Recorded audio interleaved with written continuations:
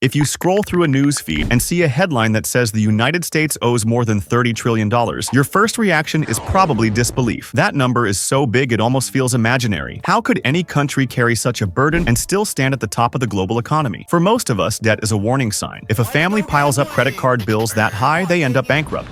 If a small country owes too much, investors flee and the currency collapses. But America, it seems to bend the rules. It carries a mountain of debt and still remains the world's economic superpower.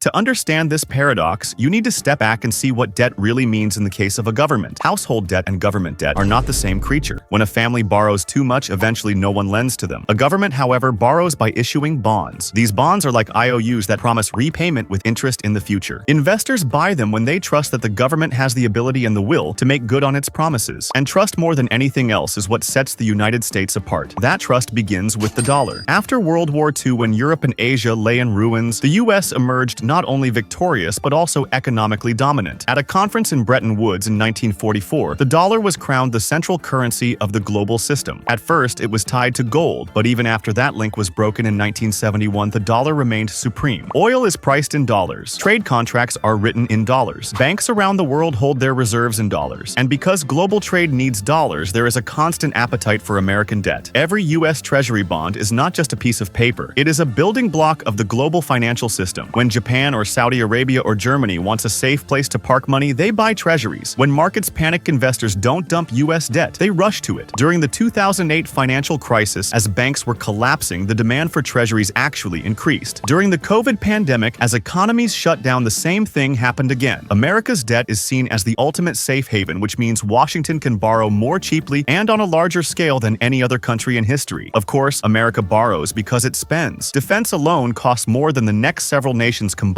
and sustaining a global military footprint is expensive. Social programs like Social Security and Medicare are massive commitments for an aging population. Politicians often cut taxes without cutting spending, which widens deficits further. And when crises hit, whether it's the Great Recession or a pandemic, Washington spends aggressively to keep the economy afloat. Each of these choices piles on more debt, but each also reflects America's role as both a superpower and a safety net. It's worth remembering that debt is not always a sign of weakness. Borrowing allows governments to act quickly in emergencies. In 2008, trillions were borrowed to save banks and prevent a deeper collapse. In 2020, trillions more kept households and businesses alive when everything shut down. Other countries borrowed too, but none had the same cushion. Because the US issues the world's reserve currency, it can borrow at a scale and speed no one else can match. History also strengthens America's credibility. From the early days of the Republic, even when money was tight, the US made it a point to pay its debts. That reputation builds over centuries. So even when political fights in Congress threaten a debt ceiling crisis, markets still bet that America will not default. That record of reliability makes treasuries feel as safe as anything on earth. There's also the sheer size of the American economy. With more than $25 trillion in GDP, the US produces about a quarter of the world's output. It leads in technology innovation, higher education, and finance. That dynamism makes creditors confident. A country with such depth and diversity in its economy has the ability to carry heavy debts without collapsing. Geography helps as well. The US is blessed with fertile land, abundant natural resources, and oceans on both sides that shield it from invasion. In the 21st century, it has become a leading energy producer, less dependent on imports. All of that stability reassures investors. They know the US is not about to be toppled by a neighbor starved of energy or stripped of its resources. And then there is the military factor. The same spending that drives debt also enforces a world order where the US Navy secures global sea lanes and American bases dot the globe. Allies depend on that umbrella. Trade depends on it. The irony is that America's debt funds the very system that makes that debt attractive. Dollars flow out, treasuries circulate, and the world grows more dependent on them. In a way, the debt is not just a liability. It is a form of power. Yet, as impressive as this paradox sounds, it is not without risks. Rising interest rates mean servicing the debt is becoming more expensive. Political dysfunction makes investors nervous, even if they still trust the US in the long run. Demographic shifts promise more strain as healthcare and retirement costs rise. These are real pressures, but none of them have shaken the basic truth the US can sustain: levels of of debt that would crush most countries because the world sees its bonds not as shaky promises but as the closest thing to risk-free assets. This is the paradox of America's debt. What looks like a mountain of weakness is in fact a pillar of strength. Most nations that borrow too heavily stumble into crisis, but the United States has built a system where borrowing fuels the very dominance that makes its debt safe. It is both the world's biggest debtor and the world's most trusted borrower. That leads us to a deeper question. How does this mountain of debt shape America's role in the world today, and can it really last forever? In the second part, we will look at how U.S. debt influences geopolitics, how rivals try to challenge it, and why for now, the system keeps working. By the dawn of the 21st century, U.S. debt had become something larger than a national issue. It was the foundation of global finance. Every central bank from Beijing to Berlin held U.S. treasuries. Every investor from pension funds in Europe to corporations in Asia treated them as the safest place to park wealth. America's borrowing was no longer just about balancing budgets. It was about anchoring the world economy. You can see this most clearly in times of crisis. When the financial system melted down in 2008, the world did not abandon American debt. It poured into it. When a pandemic shut down economies in 2020, the same thing happened. Even as Washington borrowed trillions in a matter of months, investors lined up to buy the bonds. That's the paradox. The more the U.S. borrowed, the more the world wanted to lend. For China, this dominance is deeply frustrating. Beijing has spent years trying to push its own currency, the yuan, into global markets. It has urged oil producers to sell, promoted its financial institutions, and it has talked about building alternatives to the dollar system. Yet the results remain limited. Investors hesitate because Chinese markets lack transparency. Its currency is not fully convertible, and political risks loom large. In contrast, the U.S. system may be messy, but it is open and trusted. So even China itself, despite its rhetoric, holds hundreds of billions in U.S. debt. This dynamic is sometimes described as America's privilege. It can borrow more, pay less interest, and run deficits others could never afford. That privilege extends into geopolitics. Because Washington can fund a military unmatched in history, it sustains a global order that reinforces confidence in the dollar. Carriers patrol sea lanes, bases reassure allies, and institutions reflect American influence. The cycle feeds itself. Debt finances power, and power sustains the system that makes debt valuable. That does not mean Americans stop worrying. Political fights in Congress over the debt ceiling create regular drama. Each time the fear of default rattles markets, even though investors ultimately bet the U.S. will pay its bills. Interest costs are rising as rates climb, and in the long run, entitlement programs will demand more spending. Inflation scares households and complicates monetary policy. These are serious challenges, but none have yet shaken the underlying faith that treasuries remain the safest asset around. The comparison to other nations shows why. Argentina, after repeated defaults, struggles to borrow at all. Greece nearly sank the Eurozone when it could not pay its debts. Japan, with debt even higher than America's relative to GDP, has survived only because most of its bonds are held at home. The U.S., by contrast, sells its debt to the entire world. That makes it less like a national liability and more like an international currency. Everyone has a stake in keeping the system going, and that perhaps is the secret. America's debt is so big, so central, that it binds other nations into the system. Investors from Tokyo to Riyadh, governments from London to Beijing all hold treasuries. To walk away from them would be to damage their own economies. So the very scale of U.S. debt creates a strange kind of stability. The world is too invested in it to let it fail. In the end, the paradox remains. America is both the biggest borrower and the most trusted lender. Its debt is both a burden and a source of strength, and for now at least, it is the glue holding the global economy together.